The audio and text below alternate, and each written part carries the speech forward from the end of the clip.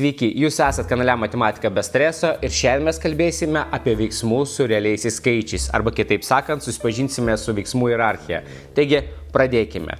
Ir tau irgi bus labai naudinga ir įdomu, pažadu. Iš karto norėčiau nuteikti jūs labai pozityviai, nes ši tema yra labai paprasta ir mes jau ne kartą praėjome tai ir čia nėra nieko naujo, tiesiog susipažinsime su kai kuriais veiksmais, kurie turi būti atlikti pirmi ir kurie seka iš paskos. Apžvelkime, kokie veiksmai egzistuoja. Visų pirma, tai yra sudėtis ir atimtis. Vėliau išmokome daugybę, aišku, kadangi atsirado daugybė, atsirado ir dalyba. O šiemet mes jau išmokame kelti laipsnių ir ištraukti iš po šaknies. Tai tiek yra veiksmų, kaip ir sakiau, viskas yra labai paprasta, išskyrus to, kad šiandien mes išmoksime, kokia yra jų eilės tvarka. Aš nupiešiau tokį piedestalą, kuriame galime matyti, kurie veiksmai užima pirmą vietą, tai yra nuo kurių turėtume pradėti, antrą ir trečią vietą. Tai pirma yra kėlimas laipsnių arba traukimas iš po šaknies, antroje vietoje yra daugyba, dalyba ir trečioje vietoje yra pridėti ir atimti. Dar labai svarbu paminėti, kad visi veiksmai turi būti atlikti iš kairės į dešinę ir vėliau mes peržvelgsime vieną pavyzdį, kodėl tai yra labai svarbu. Dabargi pažiūrėkime į vieną iš pavyzdžių ir nustatykime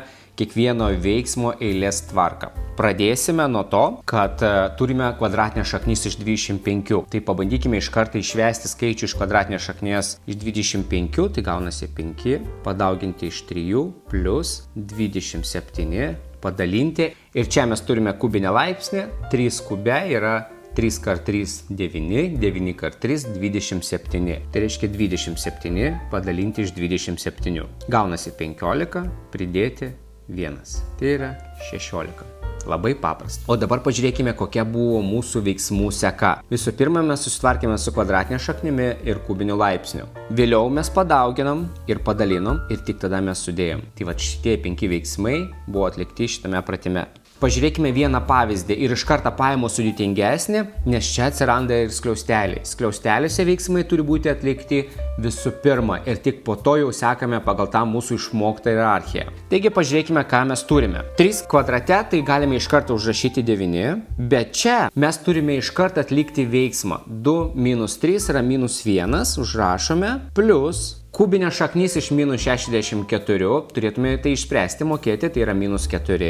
Ir dalinti, čia labai svarbu, kad pirmą mes atliekame veiksmą skliausteliuose, o tik tada įvedam visą tai į kvadratą. Skliausteliuose turim 7 minus 5, tai yra 2, ir tą 2 kvadrate galime užrašyti ir gaunasi minus 9 plus minus 4 padalinti iš 4, tai yra minus 9 minus, čia gaunasi minus 4 padalinti iš 4 minus 1, tai minus 1, rezultate minus 10. Štai toks yra atsakymas. O dabar, kaip jau minėjau prieš tai, pažiūrėkime į pavyzdį, kodėl labai svarbu spręsti viską iš kairės į dešinę. 8 padalinti iš 4 padauginti iš 2. Jeigu mes vykdome viską tvarkingai, iš kairės į dešinę, tai 8 padalinam iš 4 gaunasi 2, tada veiksmas vyksta toks. 2 kart 2 yra 4. Tačiau jeigu mes spręstume šitą uždavinį iš dešinės į kairę, tai visų pirma mes padaugintumėm 4 iš 2 gautasi 8 ir tada būtų 8 padalinti iš 8, 1.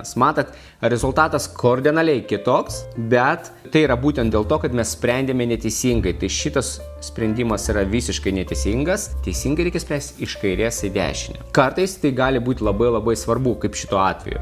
Taip kad atkreipkite į tai dėmesį, kai spręsite savo namų darbus arba kontrolinį darbą. O dabar apžvelkime keletą pratimų iš jūsų vadovėlio. Čia prašoma jūs surasti atsakymą. Tai užrašykime visą tai, išspręskime ir pažiūrėkime, kuris iš ABCD variantų mums tinka. 2 kubinė šaknis iš 64 atimti 5, kvadratinė šaknis iš 64. Kodėl aš noriu atkreipti dėmesį jūsų į šitą pratimą? Nes čia labai paprasta susimaišyti ir pagalvoti, kad čia galima kažką tai atlikti tarp tų dviejų skaičių, nes 64 yra pošaknėje. Tačiau, kaip jau mokėmės mano praeitoje pamokoje, pošaknėje skaičiai svarbus tiek pat, kiek ir pati šaknis. Ar tai kubinė, ar tai kvadratinė, ar kitokio laipsnio šaknis. Šituo atveju šaknis skiriasi. Todėl negalime atlikti čia atimties veiksmą ir turime išspręsti kiekvieną dalį atskirai. Tai 64 kubiniai šaknyje tai yra 4, tai reiškia 2 kart 4 atimti 5 kart 64 kvadratinė šaknyje yra 8, reiškia atsakymas 8 atimti 40. O tai reiškia, kad mūsų atsakymas yra minus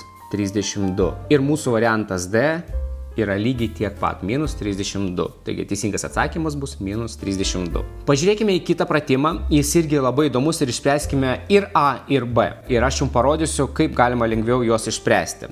Na, pradėkime nuo A. Aš išrašysiu kiekvieną dalį atskirai ir išspręsiu ją ir tik tada nuspręsiu, kuri dalis yra didesnė. Išspręskime šią dalį. Kaip tai galima padaryti? Visų pirma, matome, kad kartojasi skaičius 49. Ką aš daryčiau? Aš večiau 49, skliausteliuose sudėčiau 0,87 su 0,82. Pažiūrėčiau, kur tai mūsų atves. Taigi, 49 padauginti 0,87 plus 0,82, 1,69. Nuostabu. Kodėl nuostabu? Nes 49 tai yra mūsų 7, o 1,69 tai 1,3. Rezultate turim 9,1. Išspręskime antrą. Aš išrašau ir išsprendžiu atskirai. Čia galime matyti, kad 144 kartojasi. 1, 2, 1, atimti 0,4. Po šaknėje lieka 144. Padauginti iš 0,81. Rezultate turim 12 padauginti iš 0,9. O tai yra 10,8. Ir dabar matome, kad antra dalis buvo didesnė už pirmąją dalį.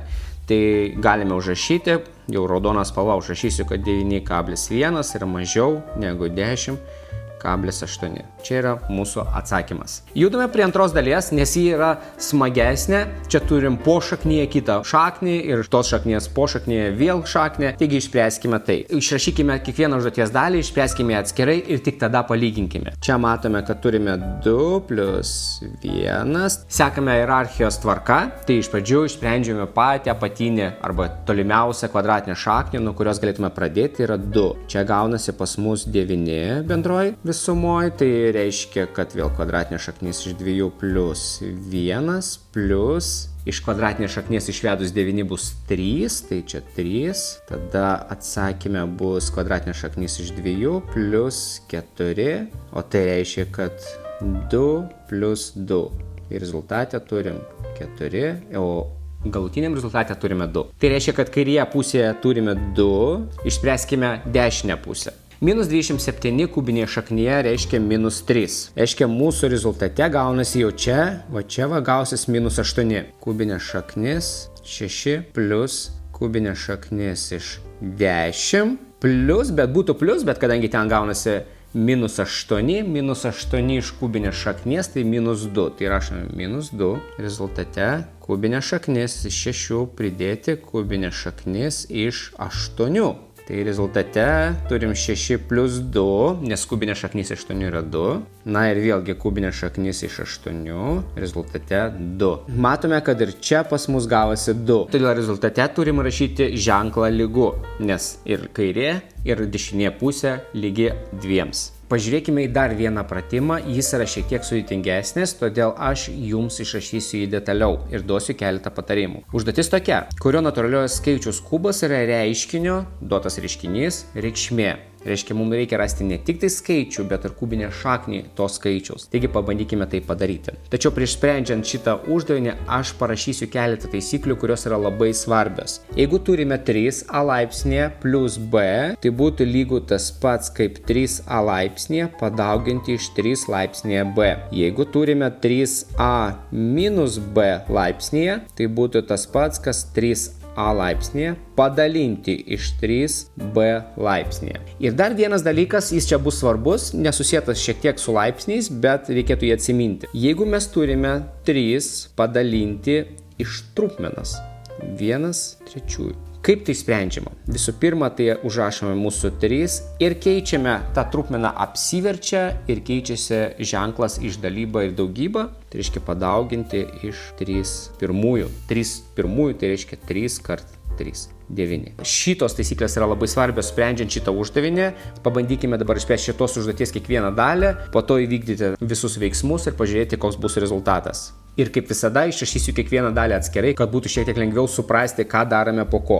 Pirmoje dalyje mes matome taip. 3 padauginti iš 2 5 laipsnėje plus n padalinant iš 2 n laipsnėje. Išrašykime viską tai, kaip ką tik išmokame arba prisiminėm. Tai 2 5 laipsnėje padauginti iš 2 n laipsnėje ir padalinti iš 2 n laipsnėje. Na, labai paprasta, n laipsnės ir n laipsnis pasinaikina, rezultate turime 3 padauginti iš 2 5 laipsnėje. 2 5 laipsnėje tai yra 32, tai reiškia 3 kart 32 lieka 96. Štai, mūsų pirmas skaičius yra 96. Išspręskime dabar antrą skaičių. Antras skaičius yra toks. 3 antroje laipsnėje plus n padalinti iš 3 n laipsnėje minus 1.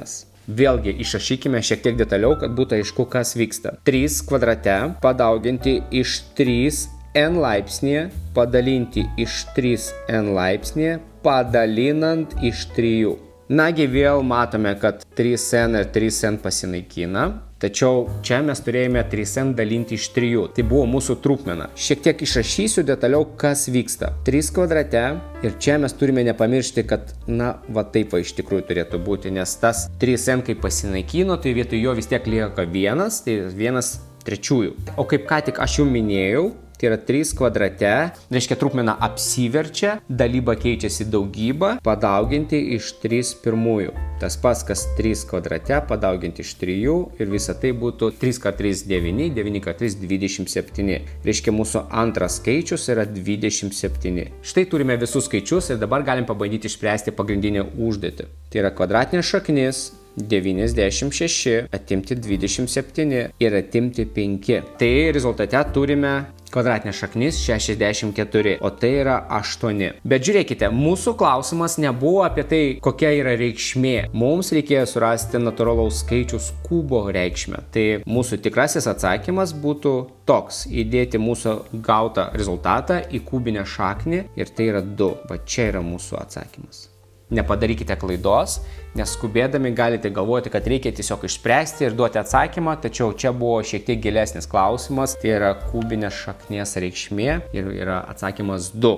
Štai tokia šiandieninė pamoka uždaranti realiųjų skaičių temą ir aš tikiuosi, kad jums tapo viskas dar aiškiau, supratote, kaip veikia veiksmų hierarchija ir dabar žinosite, kaip dirbti su realiaisiais skaičiais. O jeigu jums patinka mano pamokas, spauskite like, rašykite komentaruose, kaip jums sekasi matematikos pamokose, arba jeigu turite kokių nors klausimų, užduokite juos, o aš linkiu jums sėkmės ir nepamirškite, kad matematika turi būti be streso. Iki.